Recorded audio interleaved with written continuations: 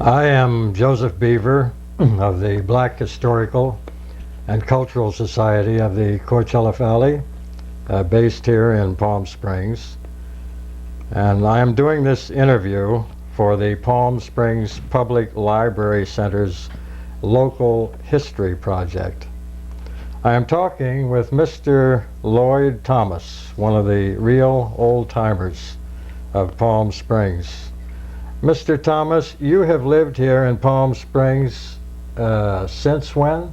42, 1942. You came to Palm Springs Right. in 1942. Yes. And where did you migrate? From where did you migrate? From Oklahoma. We came from Tulsa, Oklahoma. I see. You came here, and you were about what age at that time? Let's say in 1942. 26 years old. I see. Right Around at the 26 or 7. right at the prime of life, huh? Yes. You may want to, you may wish to comment just in a general way about some of the experiences and changes that you have observed from that time. Yes. Let's say through the Second World War period. It's around 1946. In other words, from say 42 to 46. And I'm sure there were good times, and I'm sure there were some bad times also. Yes, let's hear about it. In 42, I had a job at El Medo. Took over the government took over at El Medo, and we worked there at a little army. It was a hospital in the army, and we worked there for a while. And me and my wife worked there, and we stayed there for a while, and then I left there and came. After that was in 45, I left there and came downtown and got a job at a drugstore. But in the meantime, while we was there, we seen General Patterson and all his whole would come through the line, the chow line. And General Patton, he was actually based, where was that in that camp, essentially? That camp was located just in between Palm Desert and Indio. I see. In that area.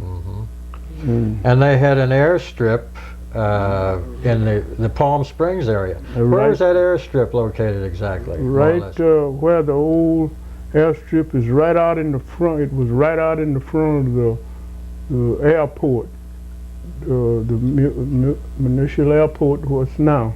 I see. It was right out in front, right? And they would, the quarters, the pilots and all the quarters was down a little further, about three blocks down on the left, right-hand side of the road going towards town. I see. That's where their quarters was. They had nice quarters there. Now you've been, you mentioned the airstrip and the airport. You've been a porter at the municipal airport here, haven't you? For how long? The old airport. It wasn't but a little small building, just a little long building where we would go in and get about 5 people in there, and you couldn't get no more in there. But all the old people would come there. I remember Mr. Jensen, the man the fugitive. He would come over there, and I'd run and get him a cab. He would come down. He'd be on a private plane, but the private plane was right there next to the. He would come down, and I'd run and get him a cab. I see. And all the old timers would come in there later on. When did they build the present airport? In the 60s. Oh, I see. That came considerably later. Yes, it did. They talked about it for a long time, and finally they built it. And we only had that right in them times. we only had two planes. That was Western and Bonanza. Only two airlines at that Two time. airlines. Bonanza became Hughes Air West later down the line. Western stayed there, Western on down. And we moved over to the new airport, and we had only two planes, and that was Western and Bonanza. Oh, it's quite a contrast Yeah. in what we have today, huh? Getting back These to- jets coming in and out. Getting back to 45, around in 45, we was all I was all up at the Tony General Hospital. That's what sometimes we had to get up at night and feed the soldiers. All them wasn't able. We'd have to get up at night when a plane load of them would come in. We'd have to get up at night and cook and feed those people. All that was able to come, they would come to the, and them that wasn't, we'd have to carry their food. Yes. Now, certain communities have a special significance, such as the Valley's early black settlers in West Garnett, a town just north of Palm Springs. Then the Gateway Estates, where you're residing and where we're conducting this interview right now, Yes. the north side of Palm Springs.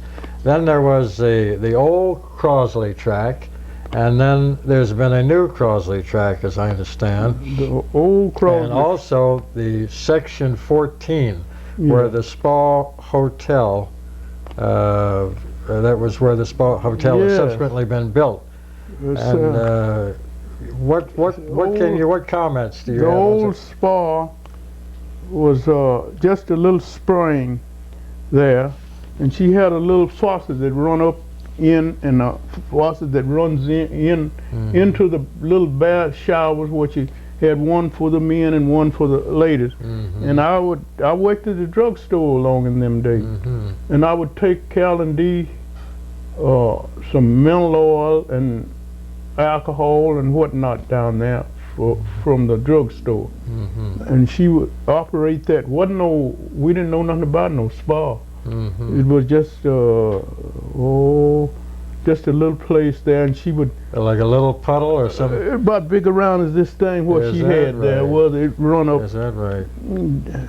Yes. It wasn't no size.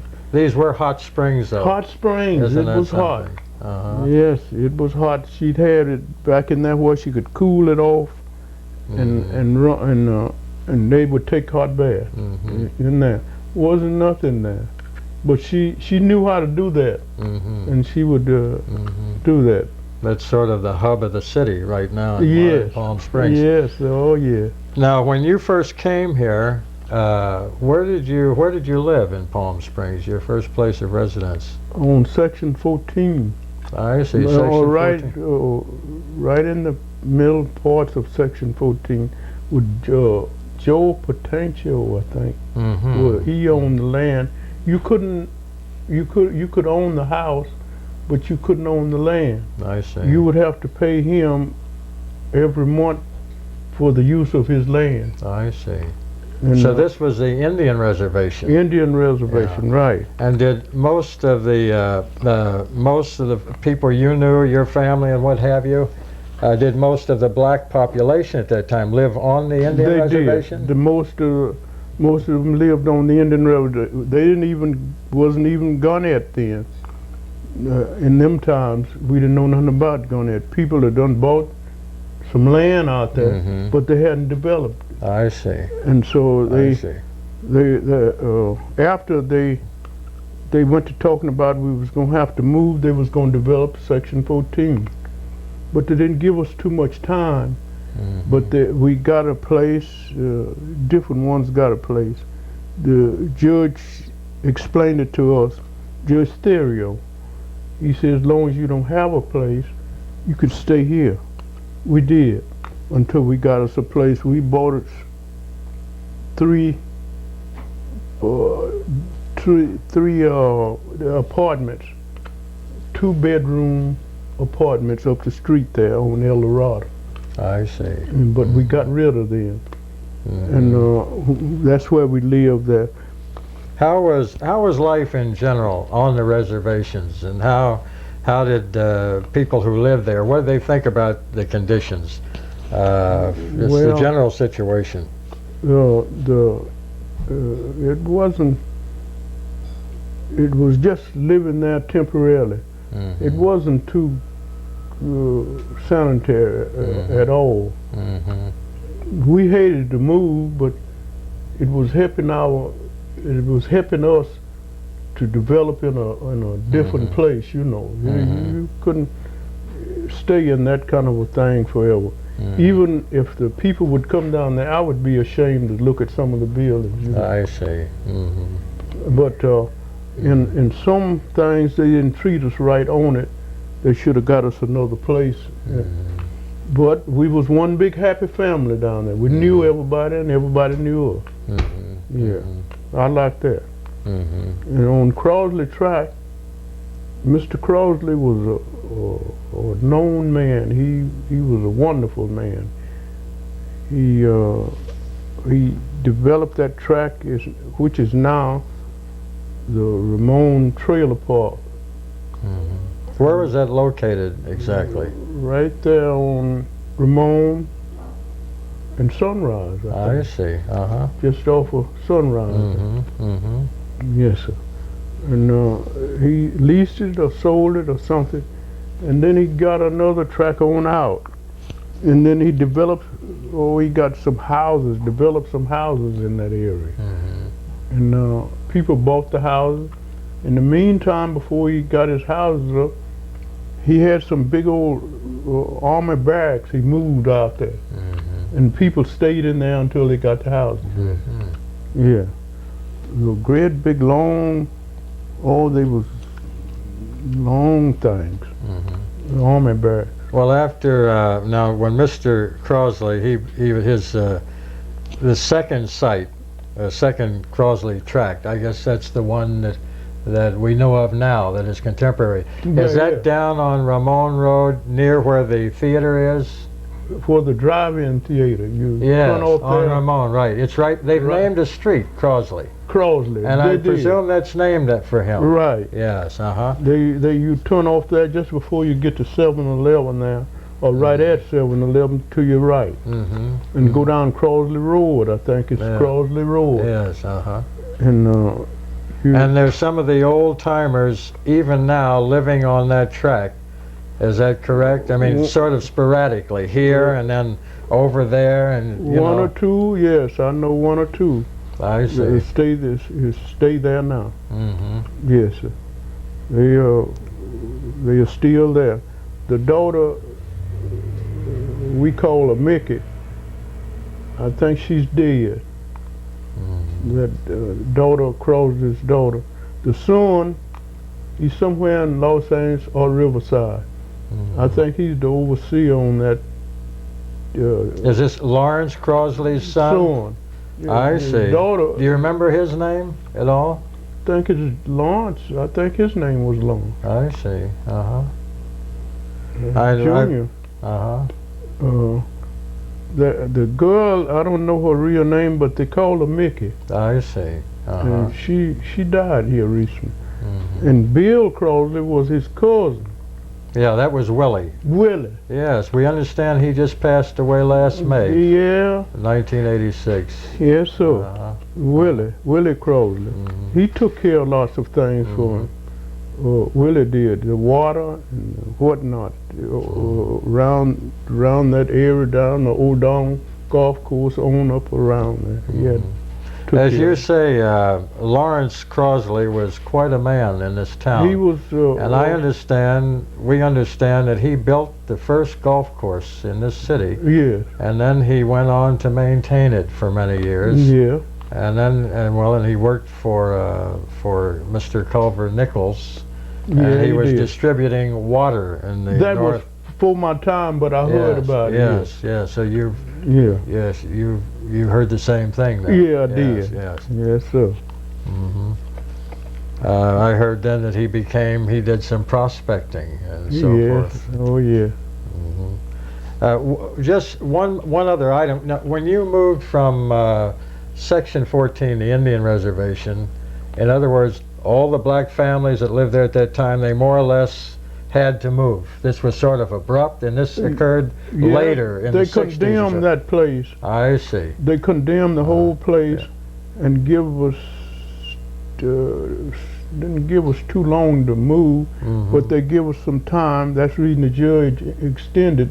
I knew the judge, he extended my time. He said, your family, so you stay there as long as you want to. But we didn't want to stay there. If you can better your condition, we was for that. Of course. Yeah. Did you receive some compensation? No. And did other families, did they receive any compensation? They might have, but not to my knowledge. I see. Yeah. Would you like to take a break at this time, just a brief break? Thank you. Well, here we are in Palm Springs, this beautiful Monday, October 20, 1986, and we're going way back into the 40s, aren't we, Mr. Thomas? Back into the 40s. And can you name some of the other old-timers, let's say, that lived on the Indian Reservation at the time you did, or lived on the Crosley track? The Pelhams, Odessa Pelham, and Booker T. Harris, he was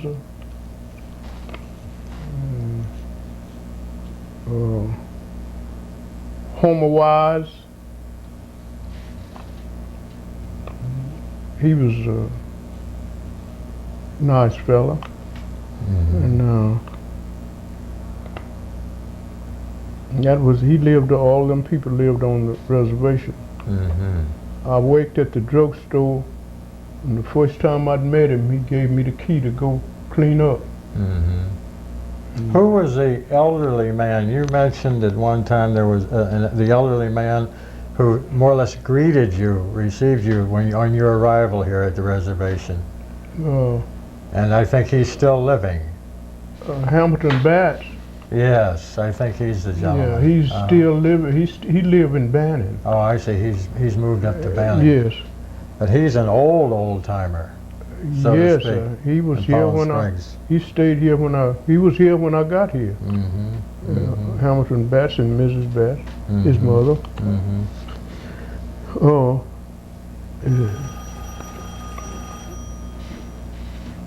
Now, wait just a minute. I keep naming people.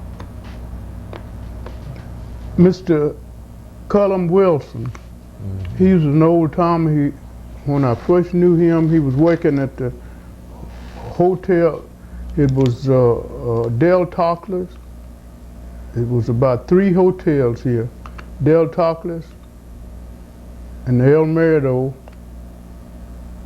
and maybe one. Those was the top hotels. I can't think of the other one. But anyway, Mr. Wilson was cooking at the Del Tocklers, which is where it's set in between Indian Avenue and Palm Canyon, south of town. And Mr. Wilson was cooking there. His family, the blacks, Charlie Black, and they were here.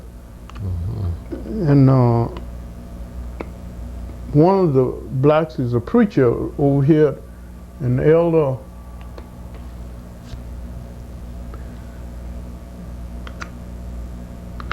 Elder Wise. He was the only preacher was on the reservation at the time. He was a holiness preacher, and he was the only church was there for a while until they had Baptist church there. But otherwise, he was there for a long time. And the blacks and the Wilsons is really the old timers. And Lawrence Crosley. I understand the area had several prominent black cowboys. We know that that now, even now in the contemporary world of the rodeo, that Samson, a black, well, he's a we call him a bull bronc rider in the rodeos, and he is the world champion. Yes, cowboy in that respect. I heard of him, but I didn't know him personally. But Caldwell, I knew him personally. He was a cowboy. Caldwell. Yes, I see. And after he quit that, he went to service in caterer service. And oh yes, don't let me forget Merle Bennett. Oh yes, yes. Merle Bennett, I knew her from the time I got here, from until she passed. She was quite a lady. She was in everything that would help whoever she could. She tried to help. Whatever organization they got into, when Merle Bennett was in it, she tried to help. She was quite a lady. Where was Myrtle Bennett from? Can you recall? Or was Louisiana. she born in I see. Louisiana. Did she live on the Indian reservation also when she came here? No, she lived on Crosley Court. I see. She was in the Crosley tract. Yes. Yes. She and her husband and Lawrence Crosley's sister, Mr. Bennett, they all lived right on Crosley tract there. And some 2 or 3 Mexican families lived there. Yes, we understand that Myrtle Bennett, that she was a real, She was a real activist, a real shaker and mover, because back in those days also there was racial prejudice, and as I spoke earlier about, there's the good and there's the bad, and unfortunately we've had certain discrimination, and I understand that back when they had the segregation in the theaters and things of that sort, that she was very prominent in confronting these issues and out her way as a fighter. to fight it. Yes, Merle did. Yes, so but later on that they got together and everybody got all right on that. Was there actually segregation in the theaters, in the movie theaters here in Palm Springs? Well, I didn't feel it in the theaters, but in the cafes, in some of them that you did. Restaurants. Yeah. Hotels. And barbershops. I see. Things like that. And when people like Louis Armstrong or other entertainers came here? Well, they had to stay on the reservation, some of them did. I see. Or in the Crosley? Yeah, Crosley tract. Later on, they fixed the place. Mr. Schumann fixed the place back in the back there, at the Chi-Chi. Chi-Chi, we had one big nightclub here. Ella Fitzgerald, all the, after Kit, Mill Brothers, they'd all come in there and play, but they'd stay back in there upstairs. That was around 46, 47. Yeah, they'd come down and stay. Sometimes they'd come by, Nat King Cole, he and his bunch would come by and ask me where could I get a haircut, or could they go. But that's where they would stay. He fixed the place back there for because they would have a big crowd there when those people would. The Mill Brothers, all of certainly them. Famous. Are things relatively okay now? I know we're covering the period back then, but just by way of contrast, how are things now, essentially? I mean, do you find, in your experience, even psychologically and so forth, like, would you feel comfortable in going into a hotel today, or a restaurant, and any hotel, so forth? Yes, any hotel, and all that? Yes. But most of the people know me. Yes. Anything that I don't know how they treat the other, but any hotel I'd want to go in, I can go in. I don't care anything that I'd want to go to, that it wasn't a real. If it was political, I couldn't get in. But anything else, I could get in it. It's Is there any- nice. It's yeah. really nice. Is there anything else, Mr. Thomas, that just comes to mind in passing that you recall that we've left out and you think that is essential to that period of history in Palm Springs, with emphasis on black history of that period? Well, it's not that I can recall. Well, we certainly want to express our appreciation for your availability, and this is a real contribution. Yeah, one more thing. Yes. In around 50, in the 50s, after they moved them from out down on Section 14, This is the black population. yeah, when they several moved. of the families moved to Garnett. Oh, I see. We mentioned Garnett briefly. The preacher, they bought up a whole lot of the Crawfords, Benny Crawford, Benny May. Yes. Benny May. She and her husband bought some land out there. She hasn't been too long sold her land out there. And Edna, a lady named Edna, I don't know, or I can't recall her last name. But Edna, she bought, and they all moved from down there out there when they.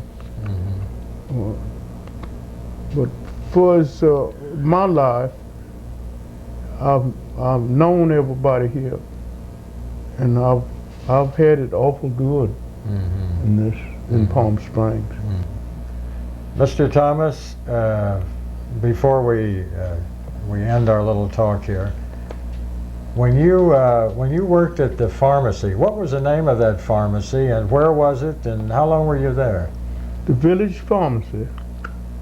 I worked for Merle Crockett, 22 years there. It was right next door to the old Desert Inn. It was a thing back there at the Desert Inn where they made their ice.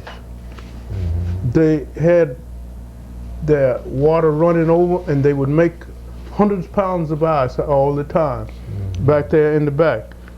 Mrs. Bunker owned the property, Zadie Bunker. She was an old flower. She was a mother flower, the oldest lady flower around in these parts. And when I left, Mr. Crockett, he sold out to some more people. I left and worked for the city for 5 years. I left the city and went to work for the airport. In the about six before President Kennedy was assassinated. I come over to the airport. That's before 1963. Right. Yeah, November 22nd, I believe. They finished the President airport and we moved in. Only 2 planes. And we moved in over at the airport. And I've been working there ever since. So you were at the village pharmacy for about 22 years, Yeah. and then you've been at the airport for the past 22 years, and you're still going strong at 74. Yes, sir. Yeah. At 74, I still go. Yes, sir. Well, we hope you many more long years, and once again, we really want to thank you for your contribution to the history of Palm Springs. Thank you.